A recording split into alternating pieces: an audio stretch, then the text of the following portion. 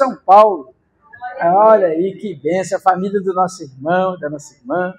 Sejam bem-vindos, tá bom? Fica à vontade, estão em casa, em nome de Jesus.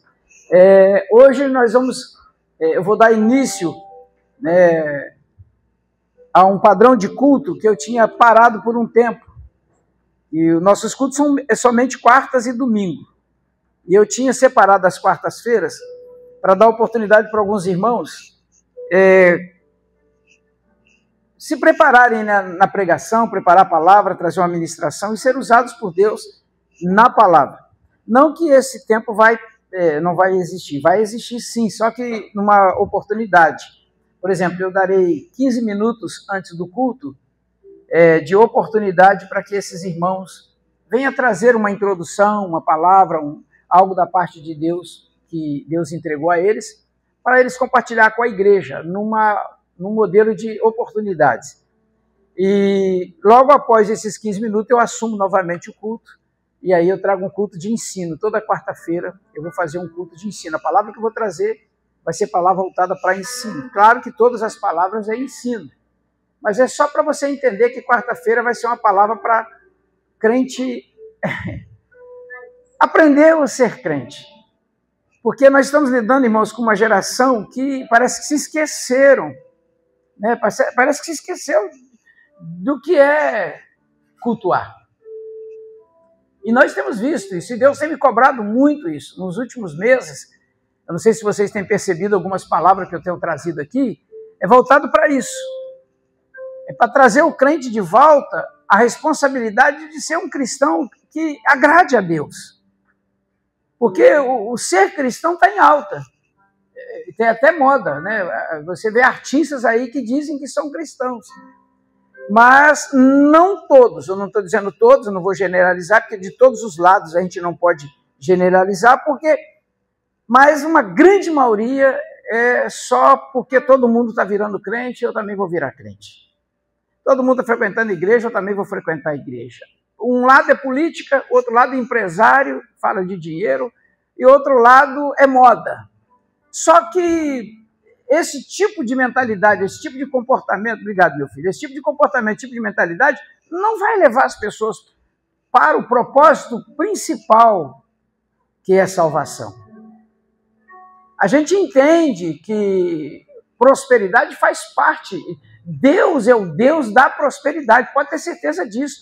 Eu não conheço ninguém, irmãos, que seja fiel a Deus que não seja próspero. Ao contrário, sim. Pessoas que deixam de ser fiel a Deus vivem enrolado, vivem passando dificuldade. E o que tem, se vender, não paga o que deve. Porque desobedece a Deus, desonra a Deus, e o próprio Deus disse isso na sua palavra.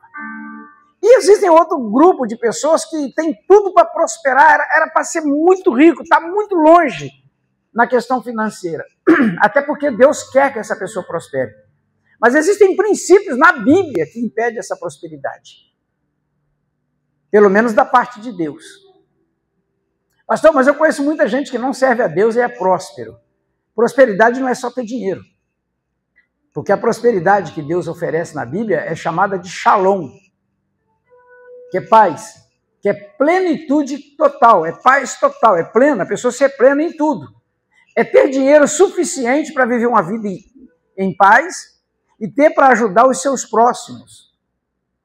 É deitar numa cama e conseguir dormir sem precisar tomar remédio. É abrir o armário e ter fartura de alimento e o remédio ser pouquinho.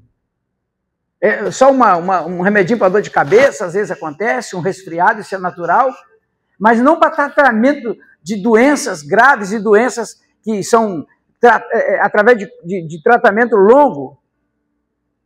Não é essa a vida que Deus tem para os seus. Isso tudo são consequências de uma vida não em Deus.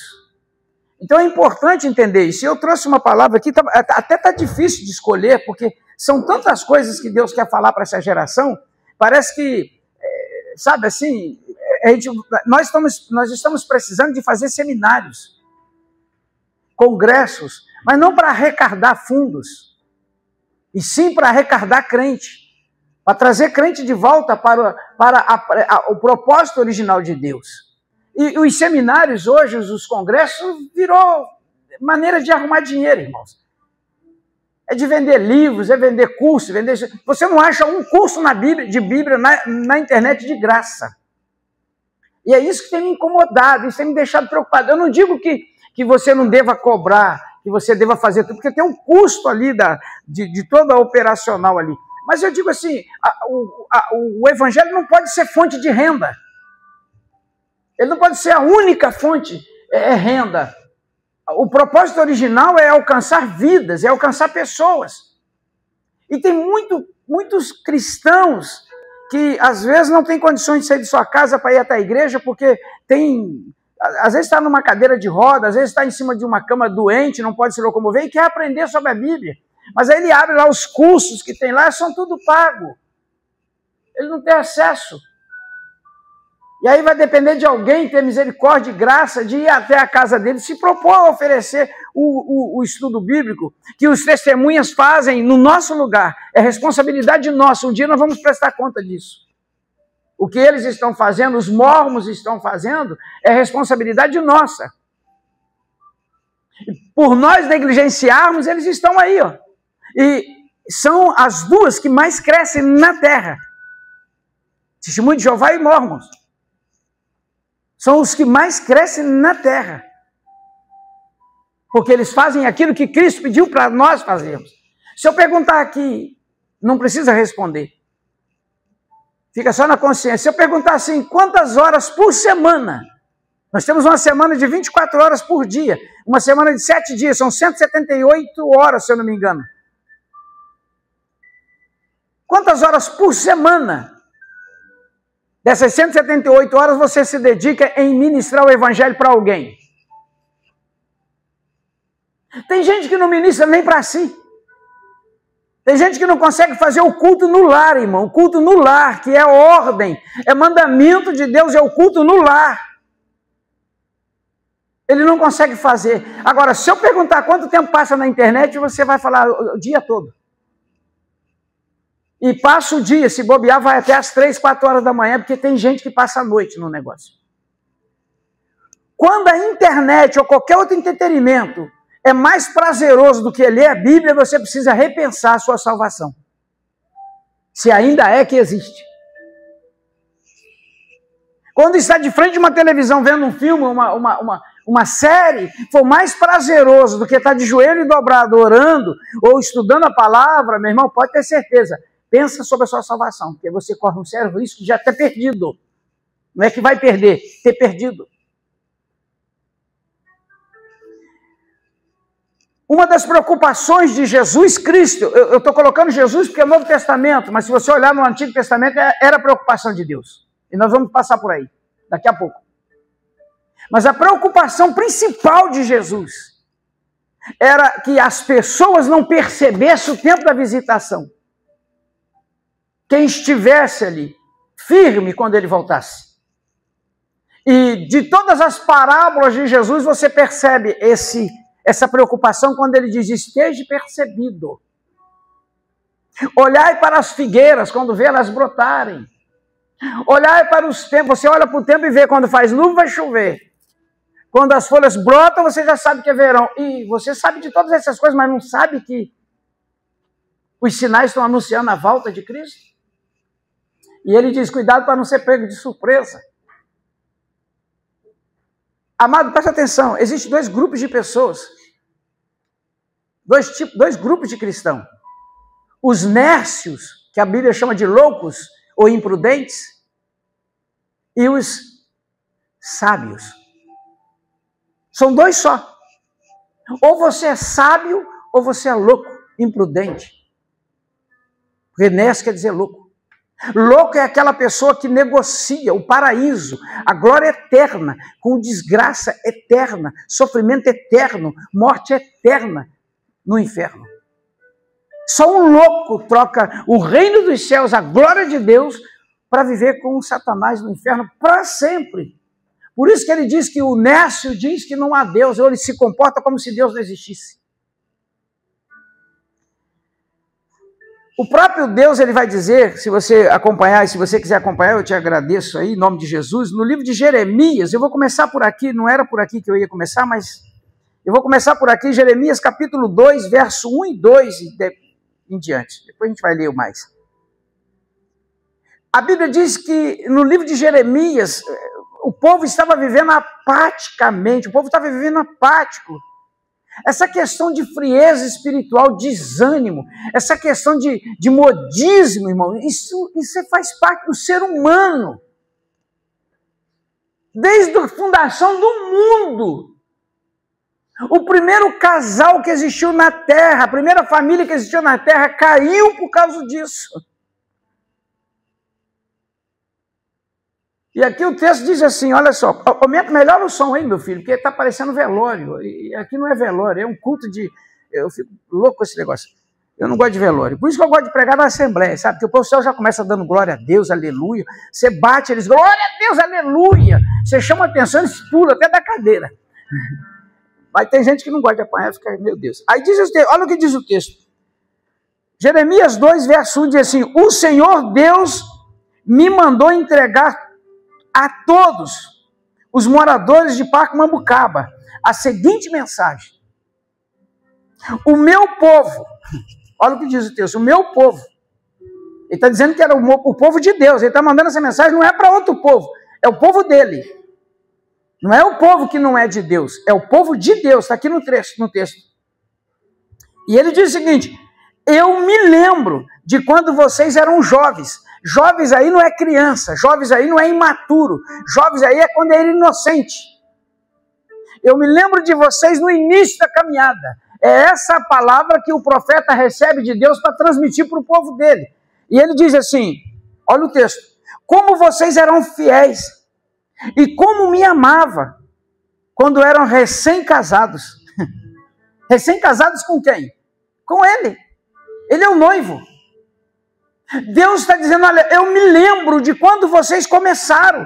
Eu me lembro da nossa aliança, do nosso casamento. Eu lembro que você me aceitou com lágrimas. Eu lembro que você se sentia feliz, se sentia alegre por ter se encontrado comigo. Isso não é para todos, tá, irmão? Por favor. Se não é para você, fique feliz, esteja em paz. Ou talvez Deus está te preparando para dias ruins, porque existem os dias ruins na nossa vida que a gente pensa em deixar tudo, inclusive o próprio Jesus, não tem nada com isso. Deus já está dizendo aqui na palavra dele que ele está com saudade, e se você olhar para o lado, você vai conhecer alguém que está deixando Deus com saudade.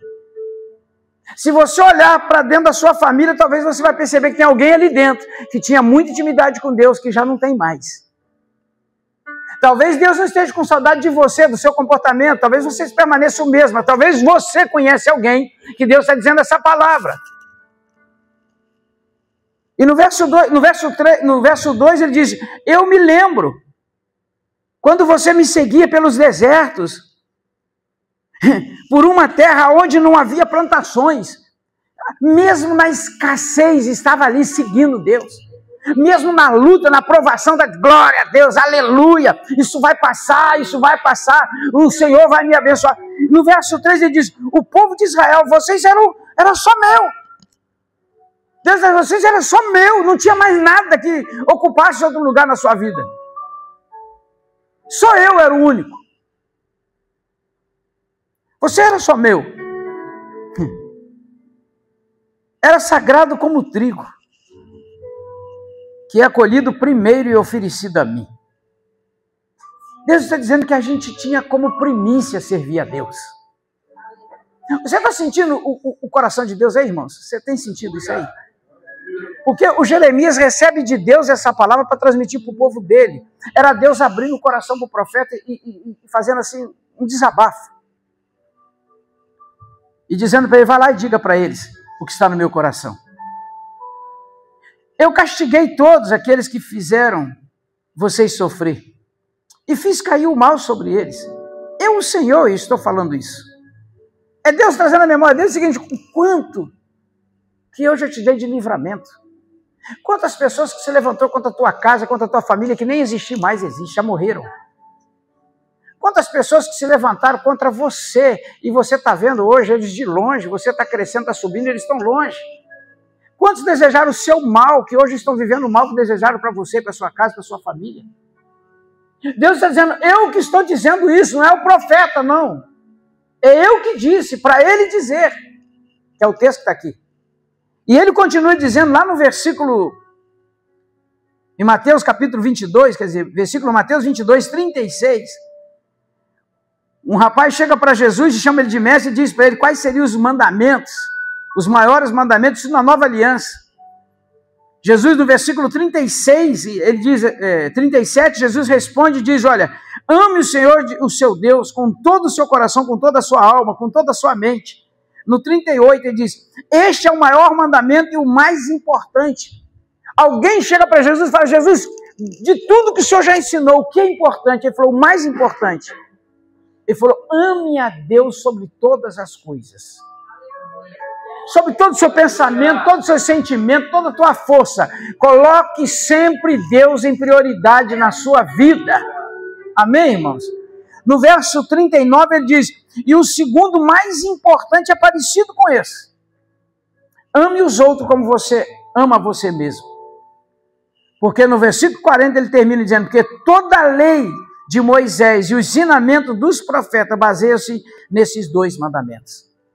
É você amar a Deus sobre todas as coisas e amar as pessoas como a você mesmo. Tratá-las como você gostaria de ser tratado.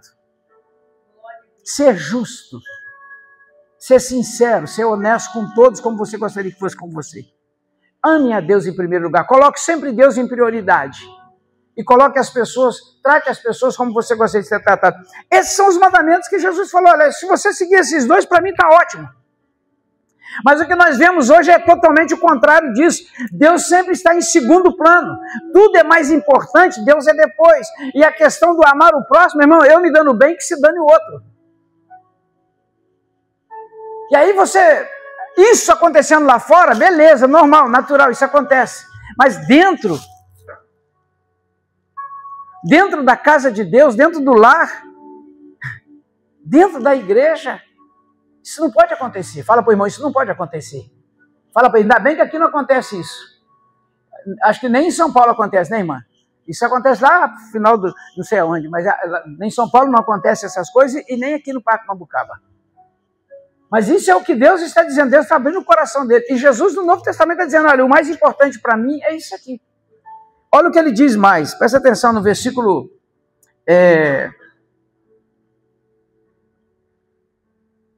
A Vitória estava falando de restauração de altar aqui de Elias, e nem percebeu, nem sabia, ela não sabia, e eu muito menos, que eu iria passar sobre Elias. Quando Elias ele chama o povo para voltar para Deus, é porque o povo estava dividido, está lá no texto. E ele chega e diz, até quando vocês vão ficar adorando Deus em dois corações? Pastor, é possível adorar Deus com dois corações? Sim. Ele fala, até quando vão conchear em dois corações, dois pensamentos? Até quando? Se Deus é Deus ou se Baal é Deus? Porque naquela época, irmão, adorar Baal era conveniente. E o que é adorar Baal naquela época e é hoje? Porque Baal não é um Deus. Guarda bem isso na sua mente. Baal não é Deus. Baal é uma sigla de 4 principados. É o B de Beuzebu, A de Azera, A de Astarote e L de Leviatã. Era o que regia as nações naquela época, que disputava com Deus. O que é Beuzebu? Príncipe das moscas. O demônio que atua na miséria, trazendo as pessoas para uma vida miserável. E a ação dele começa antes de novembro e termina depois do carnaval, na quarta-feira de cinza. Dentro dessas quartas-feiras aí de ensino, eu vou trazer esse ensino profundo para vocês. Por que começa em novembro? Que vem a preparação para Natal, que é uma outra festa pagã. Troca de presente, amigos ocultos, guirlanda, que é uma coroa que foi criada para colocar nos velórios, no sepultamento de pessoas, e as pessoas colocam na porta.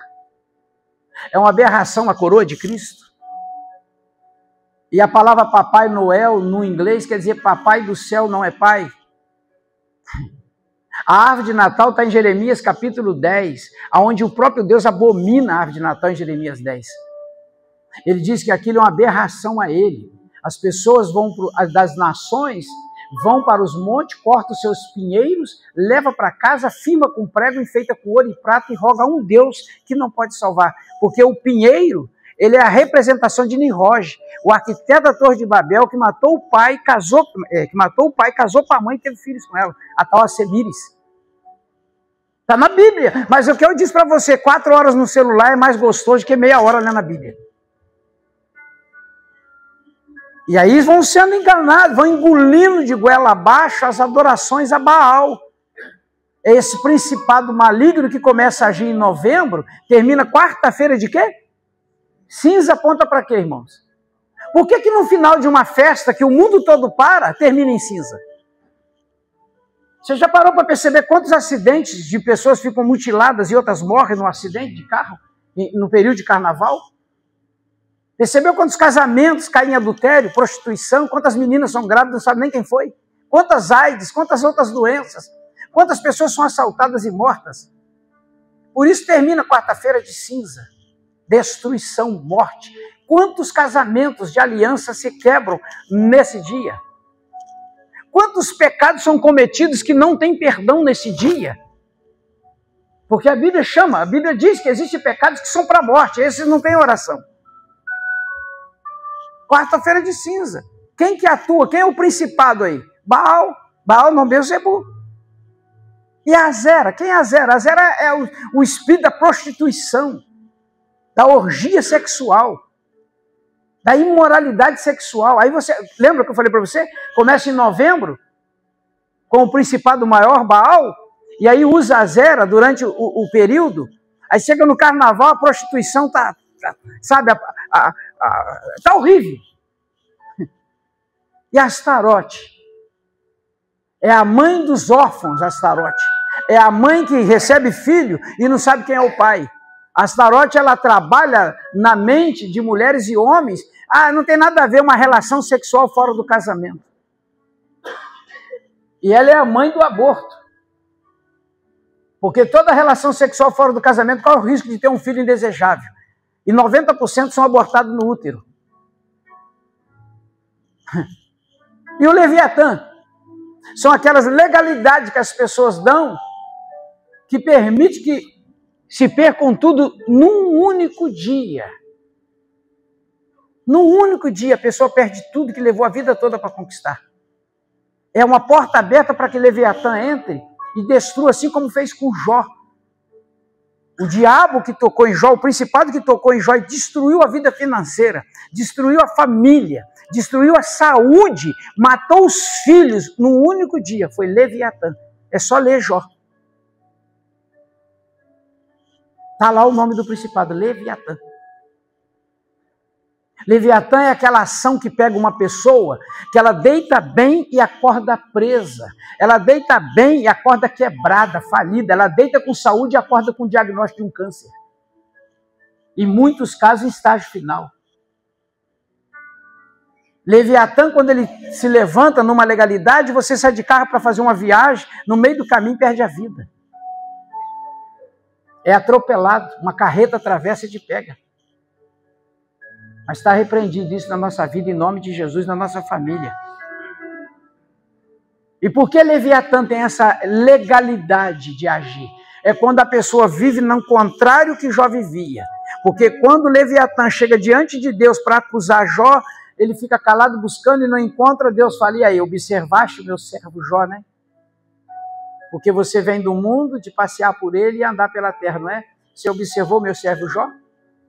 Homem íntegro que dê integridade.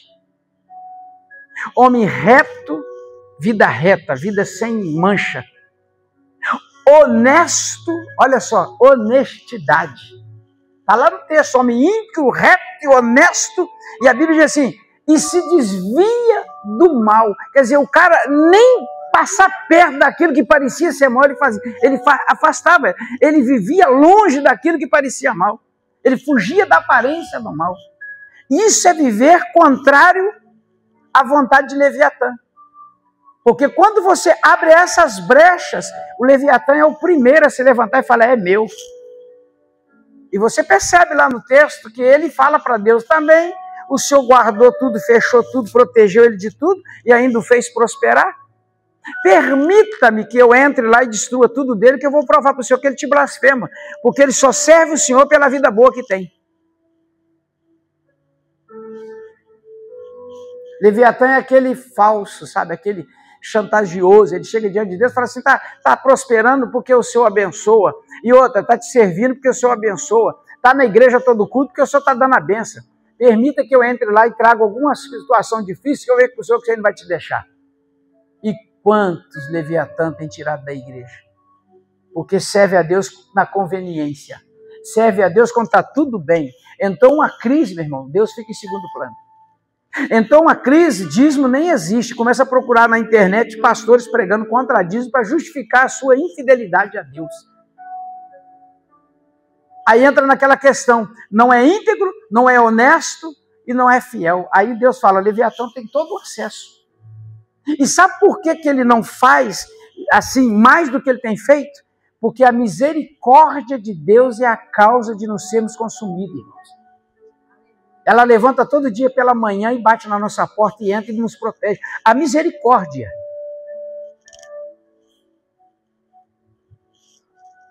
No livro de Reis, quando Elias coloca chama o povo para essa manifestação da parte de Deus, ele chama o povo a tomar uma posição diante de Deus. Foi a ordem de Deus. Foi Deus que o pediu. Vai lá e coloca o povo para decidir o que eles querem da vida. Porque está servindo a mim e a Baal. Quer dizer, eles estão fazendo tudo que o outro lado quer que seja feito, menos a mim. Não, pastor, o texto diz que eles adoravam a Deus também. E adoravam a Baal também. Amado, Deus não divide glória. Deus o quê? Não divide glória. Tudo que fizer, que tiver divisão, Deus não tem para si. Deus não tem para si. Deus nunca vai dividir, não divide. Olha o que ele diz aqui, em Apocalipse, no capítulo 22, 12. Apocalipse 22, 12, ele diz assim, eis que eu venho sem demora, e eu trago comigo galardão, que tenho para premiar a cada um segundo as suas obras. Deus está dizendo que cada um vai receber do próprio Cristo, segundo as suas obras. E esses galardões aqui, irmãos, é muito forte. Vai muito além de prêmio. Ele diz no versículo 13, porque eu sou ontem, eu sou o começo, o meio e o fim, eu sou o ômega, eu sou o alfa, eu sou o principal, eu sou tudo. Porque bem-aventurados são todos aqueles que lavam suas vestes no sangue do Cordeiro e assim ganham o direito à árvore da vida. E pode adentrar na cidade através dos seus portais, pela porta. No entanto, fora estão os cães, os bruxos, os ocultistas, os que cometem imoralidade sexual, os assassinos, os idólatras e todos aqueles que amam e praticam o quê? A mentira. Verso 16. Eu, Jesus, enviei o meu anjo para vos testificar essas coisas. O testemunho em revelações nas igrejas. Anjo aqui são os pregadores, são os ministros do evangelho. São aqueles que são levantados por Deus para ministrar a palavra de Deus na igreja. Ele falou, eu levantei os meus anjos para testificar isso através de testemunhos, de revelações na igreja. Porque eu sou a raiz, olha só, o prometido, o descendente de Davi, a brilhante estrela da manhã.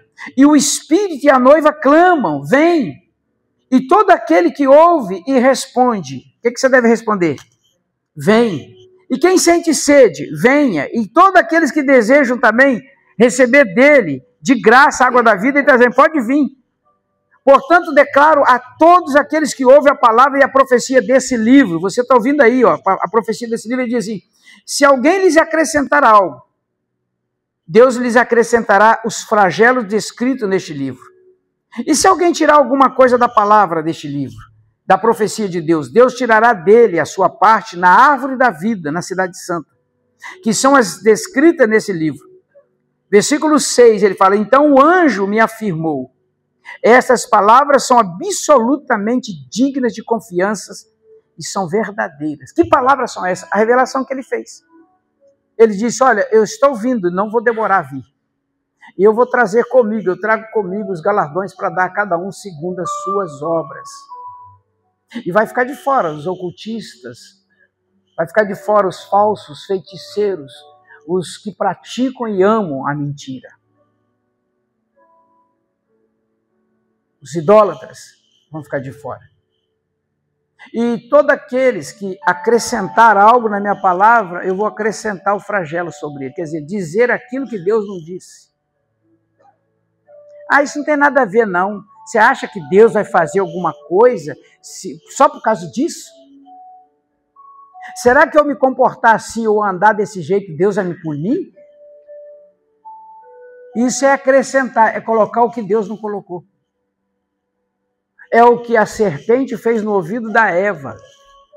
O diabo, irmãos, o homem precisa entender que ele foi antes da criação humana. Ele existe antes do homem existir. Tudo que nós temos de conhecimento, ele tem um triplo. Tudo que nós tivemos de revelação, nós temos revelação através de palavra e de homens na terra, ministrada pelo Espírito Santo, mas o cara teve de frente o próprio Criador de todas as coisas, ele viu tudo, ele vê tudo, ele sabe de tudo. Ele conhece, ele olha para o ser humano, ele só de olhar para o homem, ele já sabe, ele já induz, ele deduz o que o homem vai fazer, porque ele existe antes do homem. Todos os homens da terra que teve queda, todos que teve queda, ele teve participação direta. Então ele sabe, hoje ele olha para um homem, ele já imagina aquela roupa amarela, eu só vejo ele de roupa amarela, eu sinto que ele gosta de amarelo. Então tudo ligado a amarelo eu vou fazer aproximar ele. Ah, ele só gosta de roupa preta, então eu sinto que ele gosta de preto. Tudo que envolve preto eu vou fazer com que... Sabe, ele já conhece, ele já sabe, ele já percebe os nossos olhares, aquilo que toma mais a nossa atenção, aquilo que nos atrai mais, ele já sabe. Sabe a inteligência artificial no telefone, que chama de algoritmo? Que você começa a olhar uma coisa, ou até falar, o telefone já começa a colocar para você? Você falou em alguma coisa, você abriu o Face, já está lá, você vai, cara, nem procurei. Se isso entre os homens é natural, imagina o espírito. Imagina um ser. O diabo ele faz isso. O Sansão não era o consagrado? O homem consagrado, Sansão não era o consagrado? Sim ou não? Ele não nasceu debaixo de um propósito, que era destruir 5 principados? E a palavra diz que no ventre da mãe, o anjo deu toda a instrução. E a mãe e o pai eram homens e mulheres, era homem e mulher fiel a Deus. Aquela família ali era fiel. Era tão fiel a Deus, que o pai, ao receber a visitação do anjo, dizendo, olha, a tua mulher recebeu um filho, está lá no ventre dela, é resposta de oração de vocês, fique firme, aquele menino vem de Deus. E sobre ele tem um chamado muito forte. E aí ele chega em casa para confirmar aquilo, né? Falou, deixa eu ver se é verdade. Chega em casa, a mulher dele fala, meu amor, você não sabe o que aconteceu? Ele falou, eu imagino. Ela falou, eu tive a visitação de um anjo. Eu falei, então peraí. Esse anjo falou para você que você está grávida e que tem um menino com propósito aí e que Deus é com ele? Sim, como é que você sabe? Ele me visitou. Espera um pouquinho aí. Eu vou ali. Onde você vai? Eu vou ali. Mas onde você vai? Eu vou ali saber desse. Eu vou procurar ele de novo. Eu vou perguntar para ele como que nós devemos criar essa criança. Está lá no third player. E ele vai no mesmo lugar onde o anjo falou com ele. E ele chega lá, clama pelo anjo, anjo, volta, anjo, eu quero falar com você. O anjo vem, pois não, o que você quer? Eu quero saber, me conte, me fale, tudo, eu preciso saber como devemos criar esse menino. Eu já entendi que ele nasceu com um propósito, ele tem que ser diferente, tem que ser criado diferente. Me fala o que eu tenho que dar para ele, o que eu posso, o que eu não posso dar para ele. Aí o anjo traz a lista. Não pode cortar cabelo, não pode comer nada que venha da vinha, não pode tocar em morto, não pode casar com qualquer mulher da terra. Tem todo um relatório. Agora, a gente aprende tanto com esse texto, irmãos. Tanto com o texto. desde o início até o final. Mas o que me chama a atenção é que ele, além de receber o filho, ele falou, já que esse filho eu estou ganhando, não é meu, eu quero saber como criar aquilo que vem de Deus para mim. Sabe, às vezes as coisas vêm na nossa mão, a gente vai fazendo, vai gastando, vai usando e não se preocupa em perguntar, Deus, qual o destino? Para que o Senhor me deu esse carro? Para que o Senhor me deu essa casa? Para que o Senhor me deu essa empresa? Para que o Senhor me deu esse valor? A gente vai fazendo. E esse texto ensina, Senhor, o Senhor me deu. Como eu administrar? De maneira que te agrade. Sim ou não? Sim ou não, irmãos? Você faz isso? Quem é que faz isso? Diga assim, eu faço. Se ficar quieto é porque não faz, né? Estou brincando. Isso é brincadeira. Olha o que diz Isaías, capítulo 1. Eu já estou concluindo aqui. Isaías, capítulo 1. Outra visão de Deus. Outro momento. Jeremias tem uma visão. Apocalipse, Jesus traz uma revelação para João. E essa revelação de Apocalipse é para o dia de hoje, tá? Porque o capítulo 22 é o último capítulo da Bíblia, é o último livro da Bíblia, é a última letra, é a última página. São as últimas palavras da Bíblia. Jesus conclui dizendo, estou vindo sem demora, não vou demorar a vir. E eu vou entregar a cada um segundo o que fizer. Os galardões estão comigo. Mas ele já deixa claro a classe que não vai herdar. Ele já deixa claro ali que tipo de pessoa não vai receber dele nada. E ele deixa também claro o tipo de pessoa que ele ama, e o tipo de pessoa que ele não gosta muito. Ele disse, aquele que acrescenta aquilo que eu não acrescentei, ou aquele que tira o que deveria ser feito. E no livro de Isaías, no capítulo 1, que é uma outra era, uma outra situação estava acontecendo, ele diz assim no versículo 1, a visão sobre Judá e Jerusalém, entregue a Isaías, filho de Amós, nos dias de Uzias, Jotão, Acás, Ezequias, o rei de Judá. Olha quanto governo estava estabelecido na terra, quanto tempo, e a visão era a mesma. A visão dada a Isaías, que viveu nesse período onde reis e sacerdotes reinavam e governavam e existiam.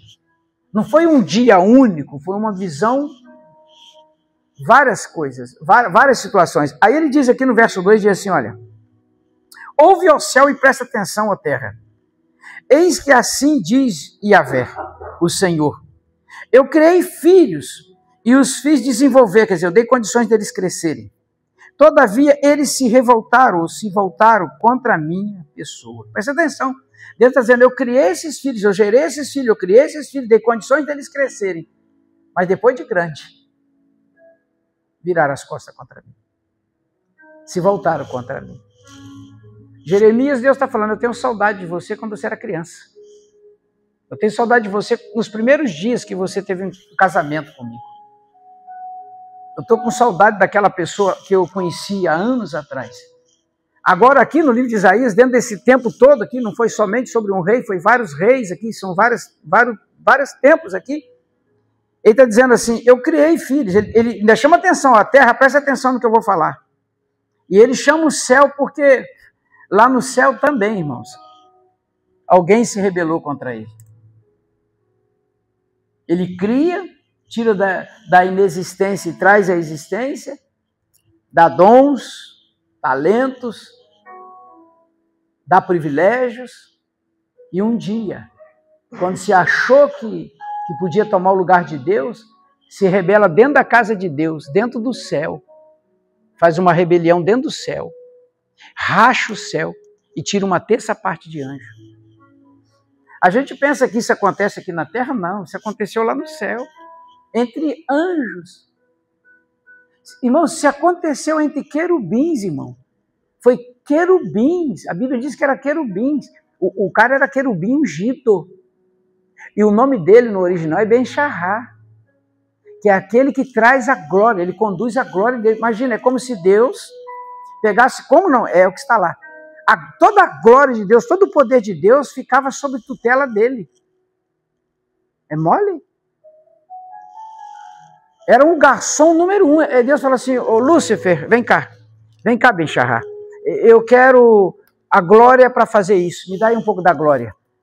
Toma, quanto o senhor quer da glória? Eu quero 10% da glória. Toma, 10% da glória. Em outra ocasião, Deus falava assim, Lúcifer, eu quero 50% da glória. Então toma 50% da glória. Olha o nível de confiança. Igual o Judas. Judas, ele não lidava com 30 moedinhas. Judas lidava com toda a finança de Jesus. Toda a finança de Jesus. Ele era o tesoureiro de Jesus. E nós, pastores, hoje somos os tesoureiros de Deus. E tem muito pastor que mete a mão no saco e tira. E o diabo sabe disso. E o diabo vai oferecer pastores que têm um saco de ouro para administrar e mete a mão em moedas de prata para negociar com Jesus. Para negociar Jesus. E o que tem de mais aí? Negociando Jesus com moedas de prata.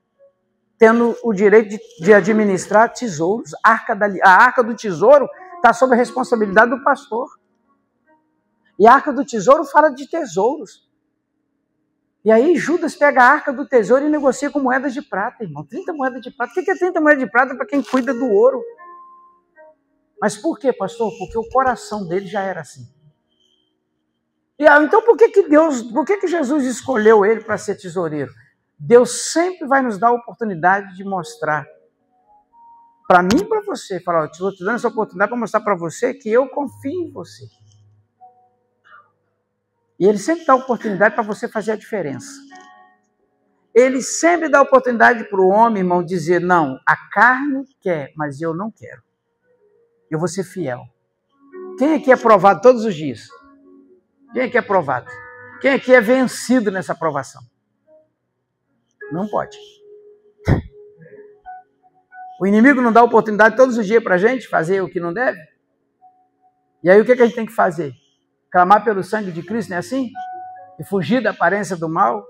Dizer não? Porque nós somos tentados todos os dias. A Bíblia diz que nós somos tentados, atraídos e engodados pela nossa própria concupiscência. O próprio desejo, é o nosso desejo, irmãos. São 24 horas por dia que nós somos tentados. E essas 24 horas de tentação, a Bíblia fala em Tiago capítulo 1, ele fala assim, quando você cair nessas tentações, cair no sentido de ser tentado, ele fala assim, cara, fique feliz, fique alegre, porque a prova da vossa fidelidade vai produzir em você um peso da glória.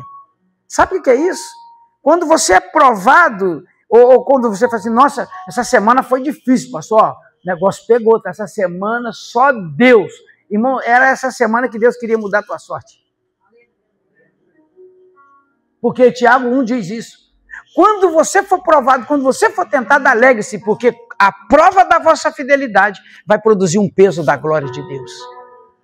Porque a provação vem grande, aí você tem tudo para negociar, tudo para fazer errado. O inimigo coloca a bandeja. E aí você, sabe, se não parar e pensar e não trazer essa palavra na mente, você vai negociar. E era justamente naquela semana que Deus estava provando o seu caráter, a sua fidelidade, a sua honestidade para derramar o peso da glória dele. E quando o peso da glória vem, a Bíblia diz que o homem não consegue ficar de pé de tamanha presença de Deus. Imagina onde a presença de Deus está, irmão, não falta nada. O impossível se torna possível, as portas fechadas se escancaram, o céu abre até água de rocha. Aleluia. Mas é justamente nesses momentos que a gente às vezes negocia com coisas baratas. E aí o que Deus está dizendo, né, nos falando, nos alertando aqui, para a gente estar atento a essas coisas. O que, pastor? Atento àquilo que Deus quer da gente. Olha o que ele diz no verso 2, ele fala assim, ouve céu e preste atenção, terra.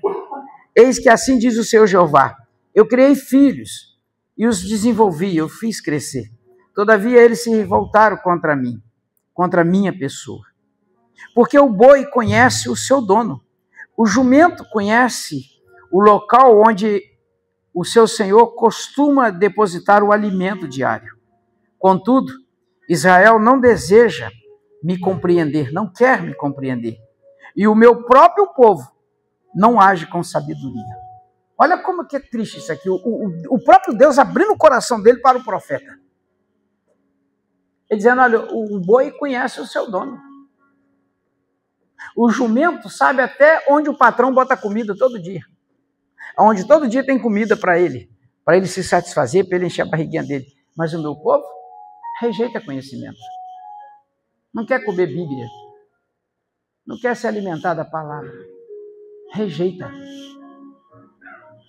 Isso é o coração de Deus falando. Mas você é diferente, sim ou não? Você é diferente. Você ama a palavra, por isso você está aqui. Aí você olha para o lado e vê um monte de cadeira vazia, você sabe quem é que não gosta. Existem as exceções. Deixa eu falar aqui, porque senão depois vai ficar com raiva de mim ainda. Existem as exceções. Mas essas exceções, Deus sabe delas. Deus sabe quando a exceção se torna regra e quando a regra é a exceção. Deus sabe de tudo isso. Por isso que Jesus disse, olha, eu estou voltando e vou trazer comigo os galardões para dar a cada um segundo as suas obras. E ele termina dizendo o seguinte, no versículo 4, ele fala assim, olha como que ele diz. Ah, que tristeza. Essa nação é pecadora, o povo é carregado de malignidade, a raça de perversos, filhos que amam a corrupção. Eis que abandonaram o Eterno, desprezaram o Santíssimo de Israel e se afastaram-se do Senhor. Onde mais podereis ser castigados e feridos, vós que perseverais no pecado? Por que insistir na rebeldia? De fato, toda a cabeça está com chagas, o coração tomado pelo sofrimento. Desde a planta dos pés até o alto da cabeça, não existe mais nada que esteja sarado. Somente machucaduras, vergões, ferimentos, sangrando, que não foram limpos e nem atados, tão poucos tratados com azeite. Sabe o que é isso aqui, irmãos? Está dizendo, Deus está falando assim, olha, o que eu tenho que fazer mais? Não adianta mais fazer sofrer. Não adianta mais cobrar deles. Não adianta expô-los ao sofrimento. Não tem o que fazer, por mais que eu faça alguma repreensão, não melhora. A situação parece que piora. E se a gente olhar na nação, irmãos, é por aí. Eu não sei se você se lembra. Eu estava falando isso ontem, eu não lembro se foi aqui em casa, não lembro onde eu falei. Antigamente, você não via tanta placa de igreja. Existia... Metodista é antiga, Batista é antiga,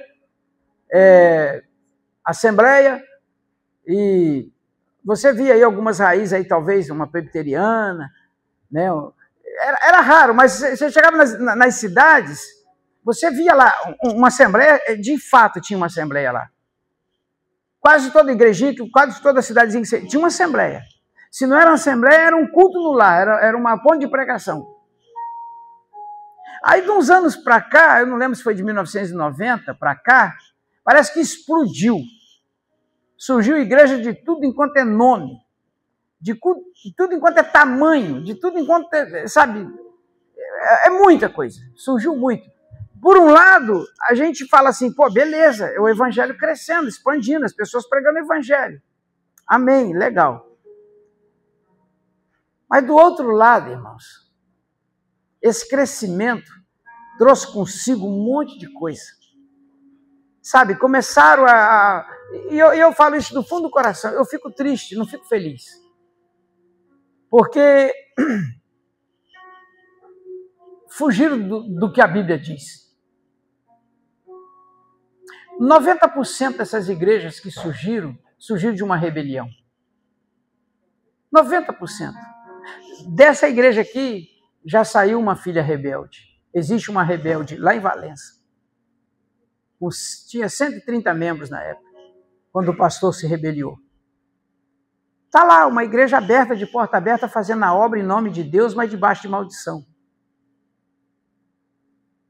Debaixo de maldição. E filho que não é legítimo, ele é bastardo. E a palavra diz em Apocalipse, lembra onde você caiu? Sim, volta lá. E pratica as primeiras obras. Tem muita gente de porta aberta aí, irmãos, com placa de igreja, com placa de reino de Deus, mas quem governa ali não é Deus. A Bíblia diz que o céu foi rachado e desceram para a terra uma terça parte. Paulo diz em 1 Coríntios 11, ele fala assim, cuidado, porque é um mistério. É mistério. Que o próprio Lúcifer, em algumas ocasiões, se levantaria como ministro de luz e promoveria cultos de unção, que arrastaria multidões. E não só Lúcifer, mas também ele já tem, está lá no texto, ele já tem os seus ministros entre vós.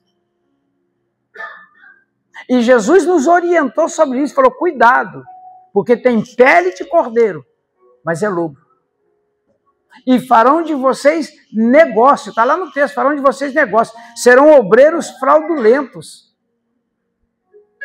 Obreiros fraudulentos, farão de vocês negócio.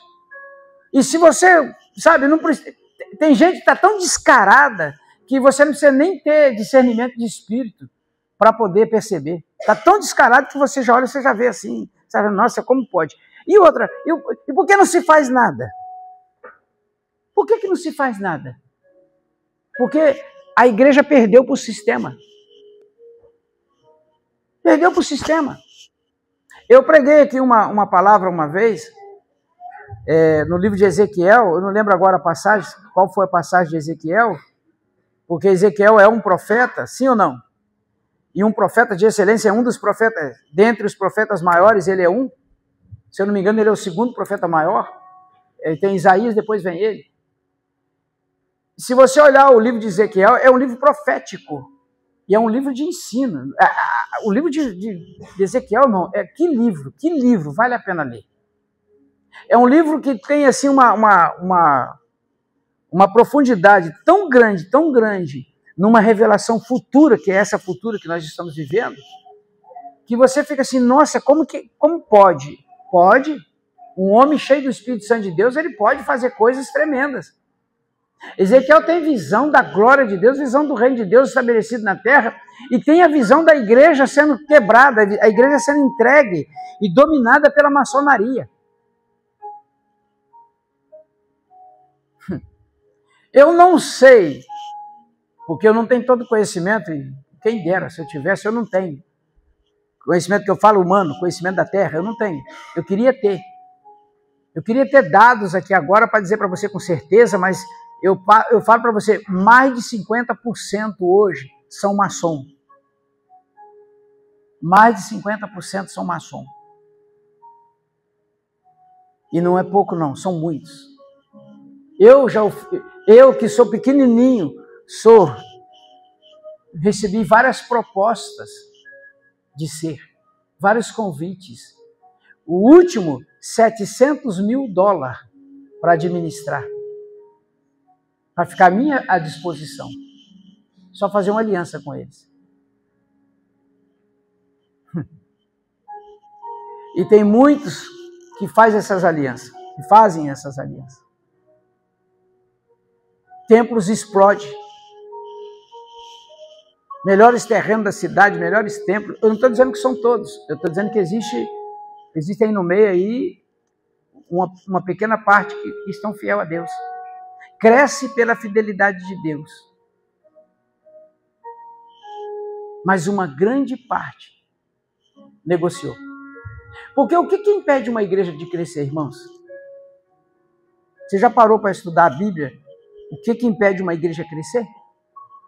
O que impede a igreja a crescer? Primeiro, ação direta de Baal, nas 4 áreas. Na miséria, no estabelecimento de doutrinas que levam à miséria, a prostituição, a orgia sexual, imoralidade sexual,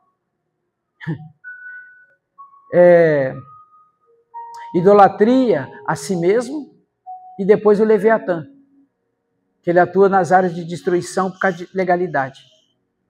E o que ele faz? Ele entra nas igrejas disfarçados. Eu trouxe aqui dias atrás uma pincelada sobre destronando o espírito de Jezabel, que vou entrar com ele aqui nas quartas-feiras nos ensinos. Destronando o espírito de Jezabel, ensinando você a identificar uma ação direta e indireta desse espírito. Desde a família até na igreja, em todo quanto lugar ele está aí agindo. E o que ele faz? Ele tira primeiro a comunhão dos irmãos. Ele corta a comunhão, ele rompe com a comunhão. E quando rompe com a comunhão, acabou. Não tem como crescer, não tem como prosperar, não tem como receber nada de Deus se não tem comunhão. Está lá no texto. E esse espírito, ele é terrível. ele semeia isso no meio. Competição, rivalidade, sabe, desunião. Fofoca é o principal objetivo dele. Ele entra, a porta principal dele entrar é a fofoca. E ele começa. E aí ele impede a igreja de crescer. Então, esses principados, essas regências espirituais, elas estão debaixo de um governo. Quem é o governo? É o Satanás. E aí o que ele faz na igreja? Ele faz isso. A Bíblia, o próprio Jesus diz, cuidado, ele entra dentro da igreja, senta do seu lado, finge que é irmão e não é. Paulo teve que lutar com isso na igreja dele, em Atos dos Apóstolos. Paulo teve que expulsar de dentro da igreja, está lá no texto.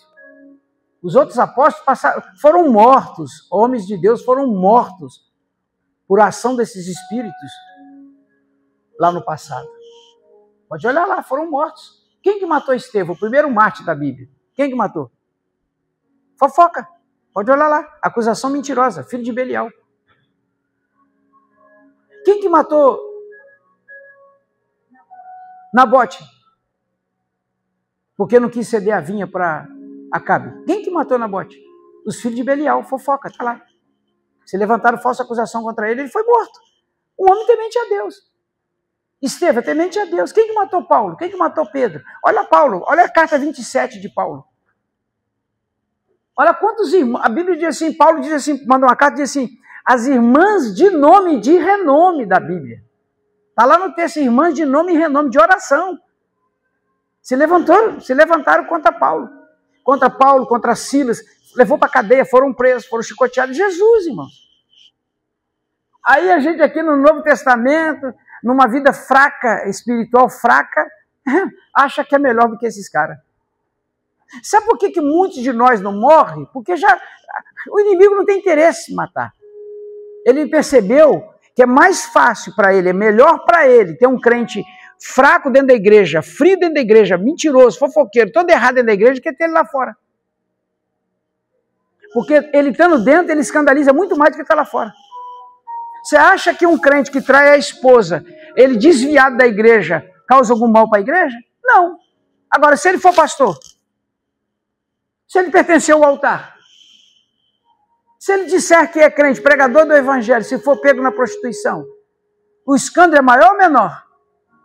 O diabo já entendeu que não precisa botar lá fora, ele deixar frio aqui dentro. Deixar o falso dentro, que acabou com tudo.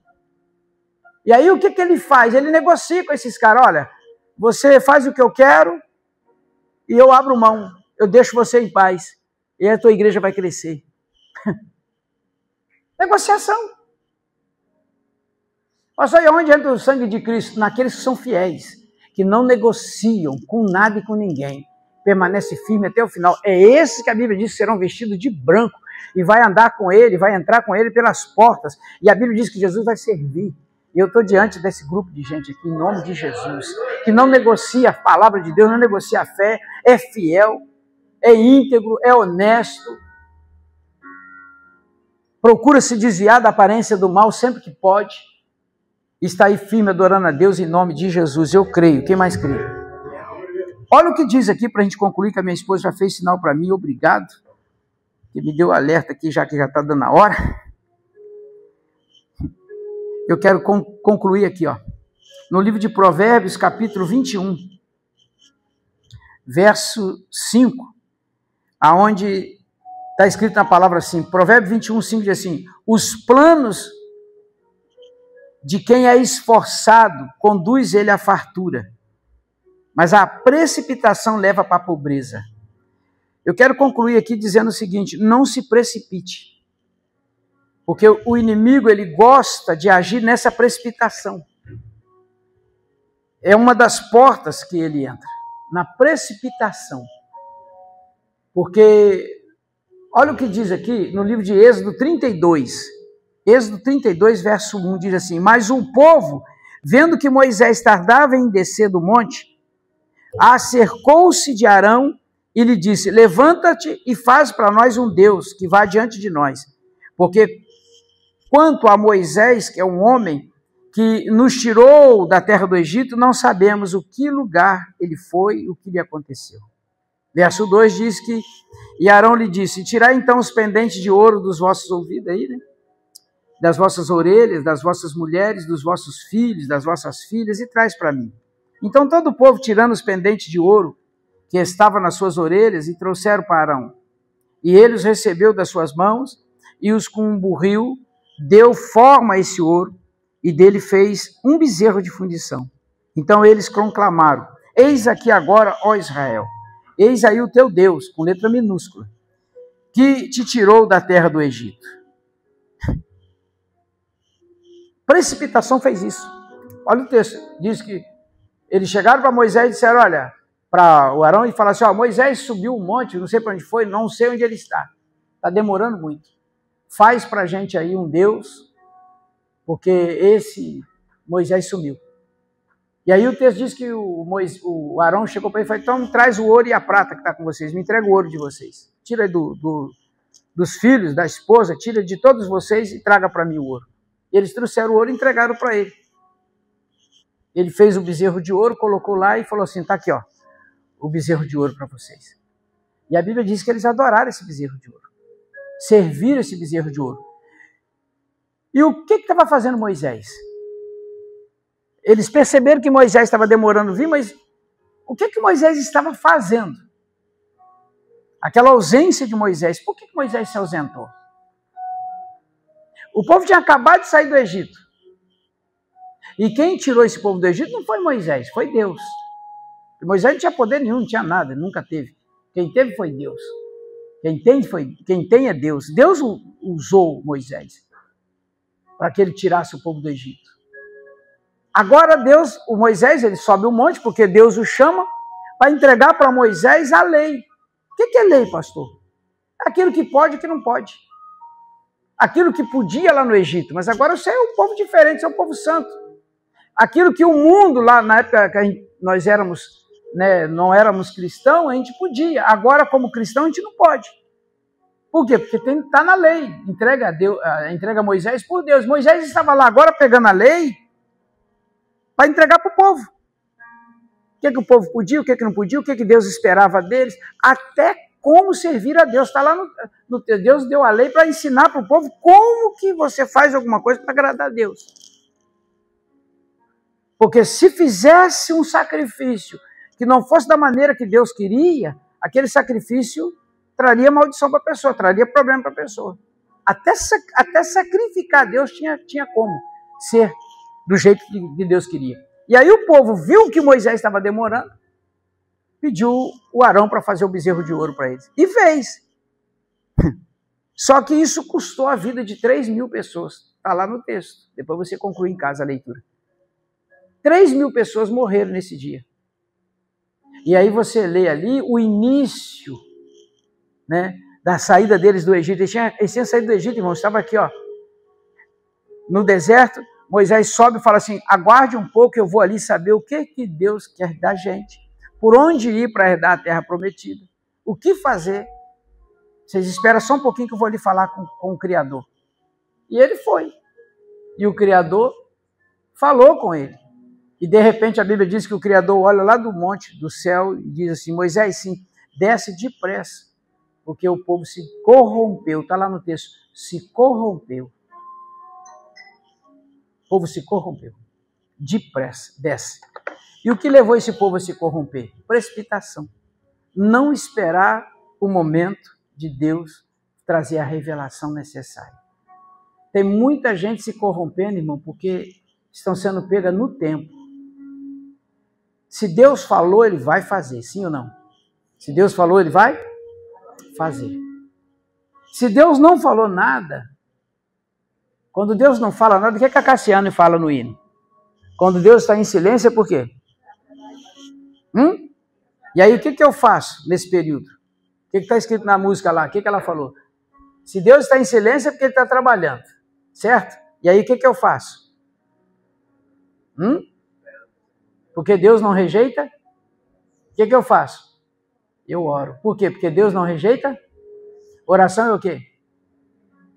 Dá até para fazer sino. Então, se Deus está em silêncio, é porque Ele está o quê? Trabalhando.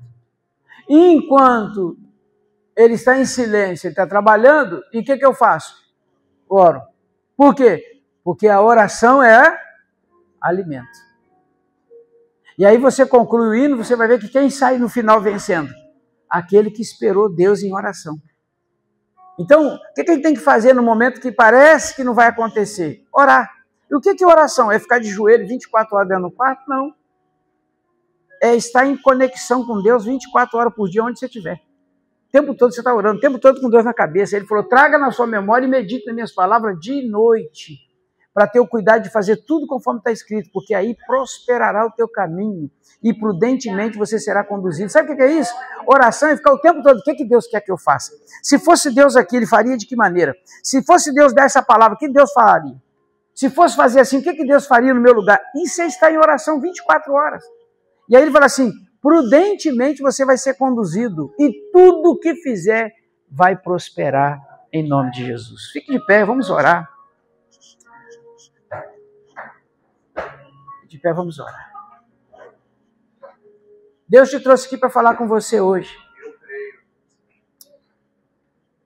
Ele está com saudade de algumas pessoas. Ele está com saudade de algumas pessoas. Ele está dizendo, olha, eu estou com saudade de você. Eu estou com saudade de quando você era lá no início, sabe? E para outras pessoas ele está dizendo assim, olha, cuidado. Cuidado para você não se perder pelo caminho. Cuidado para você não negociar a sua fidelidade, a sua honestidade, a sua integridade. Para outros ele está dizendo assim, olha, eu não estou demorando. Eu estou trabalhando. Porque o seu sonho não era fácil de se realizar. Você sabe disso. A causa é pesada, o trabalho é grande. Tanto é que você tentou e não conseguiu e resolveu acreditar. Os seus sonhos, os seus desejos, as suas vontades são grandes. Os seus recursos são pequenos. Você não se vê capaz, mas quer. Isso dá trabalho, porque envolve pessoas, envolve finança. Então não é que está demorando, é que eu estou trabalhando para que esses sonhos se realizem. Eu estou trabalhando para que essas coisas aconteçam. Eu estou trabalhando, estou movendo corações de pessoas que você sabe que esses sonhos para ser realizados dependem de pessoas. Depende de respostas, depende de alguns contratos, depende de alguns telefonemas, depende de algumas influências que você não tem condições, você nem sabe por onde começar. Por isso que Deus não está demorando, Deus está trabalhando. E enquanto Ele está trabalhando, você sim, aí sim você ora. Ora para quê? É trazer à memória tudo que você tem aprendido para ter o cuidado de fazer conforme a vontade de Deus. Porque se você meditar na palavra, o seu caminho será prudentemente conduzido. E aí, se você for prudente nas suas ações, prudente nas suas decisões, tudo que você fizer vai prosperar. Vai prosperar. Porque eu criei você, eu coloquei você nessa terra para ter uma vida abençoada, uma vida próspera. Mas só não se esqueça de mim. Só não se esqueça daquilo que agrada a Deus. Só não se esqueça de como Deus ama aquele que o ama. Aquele que confia, aquele que acredita. Deus ama a honestidade, Deus ama a integridade, Deus ama a fidelidade. Não negocie, não negocie. Dê a César o que é de César, mas nunca se esqueça de entregar a Deus o que é de Deus. Porque como Deus vai te confiar o que é seu, se você está sendo infiel no que é dele? Aleluia! Porque se você está sendo fiel com tão pouco, como que Ele vai te colocar sobre o muito? Porque o que nos garante o muito é a fidelidade do pouco. Aleluia! Ele é o ontem, hoje e amanhã, Ele não negocia. Ele tem promessa para você, Ele te criou, Ele te sustentou, Ele te trouxe até aqui. Ele te disse, olha, quantos livramentos eu te dei, quantos livramentos eu dei para sua família. Não se esqueça disso. Eu não estou demorando, eu só estou trabalhando. Aleluia.